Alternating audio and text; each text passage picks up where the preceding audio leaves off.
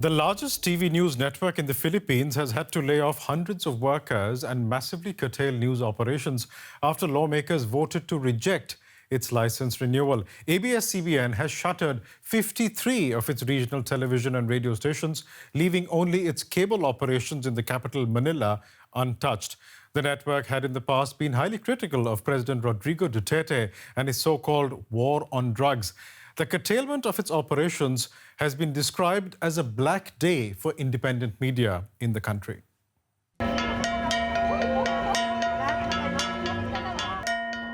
A death knell for media freedom in the Philippines.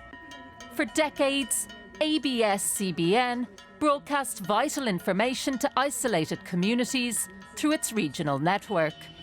Now it has been forced to slash its operations, leaving millions of Filipinos without a crucial source of local news. There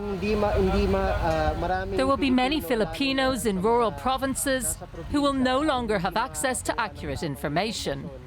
And that's where the issue of press freedom comes in. Laid-off workers and members of the public gathered outside the broadcaster in Manila to mourn the loss of the regional stations. They also added their names to a petition launched by a group of citizen volunteers. The group hopes to collect 7 million signatures and push Congress to renew the broadcast franchise.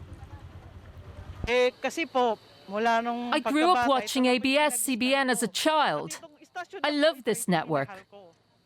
Their programs keep me company and entertain me when I come home from work tired. It makes me cry when I think about ABS-CBN not being allowed to operate.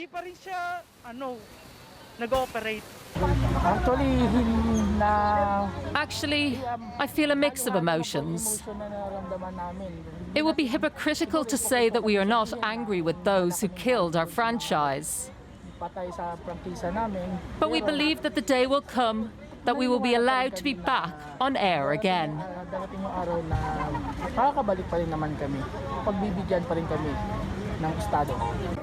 The media freedom watchdog Reporters Without Borders says journalism in the Philippines has been under increasing attack since President Rodrigo Duterte came to power.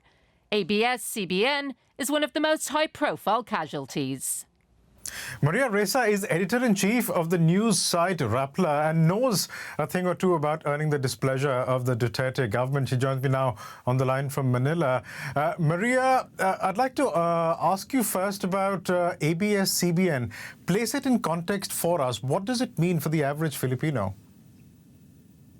It is the largest broadcaster in the Philippines. Its radio stations reach parts of the Philippines that no other news group hits. It is also known as the Star Network. Its entertainment group is huge. It's the Star Network, right? So news, entertainment, it is a company that employs 11,000 people.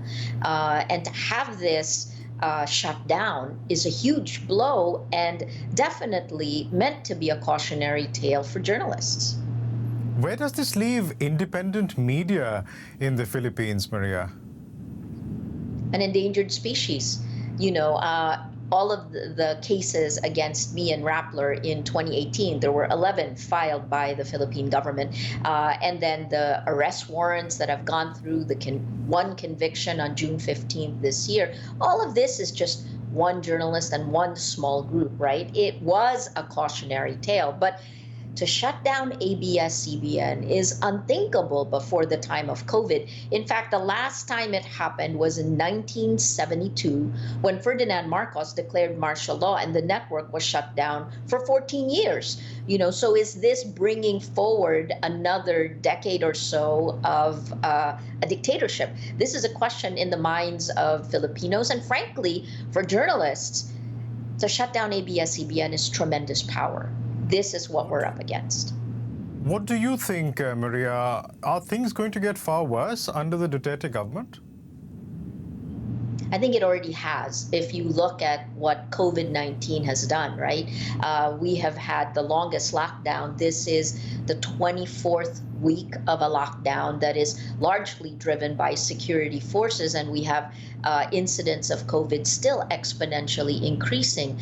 Meantime, as early as April 1, you have President Duterte telling security forces to shoot anyone who violates quarantine rules. This is not a good way to deal with that. Having said that, in the middle of the pandemic on May 5th, a small regulatory group issued this order to shut down ABS-CBN.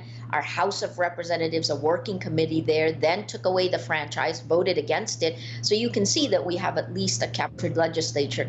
We're on the precipice fighting for our democracy. Maria Risa, we'll have to leave it there for the time being, but thank you so much for joining us.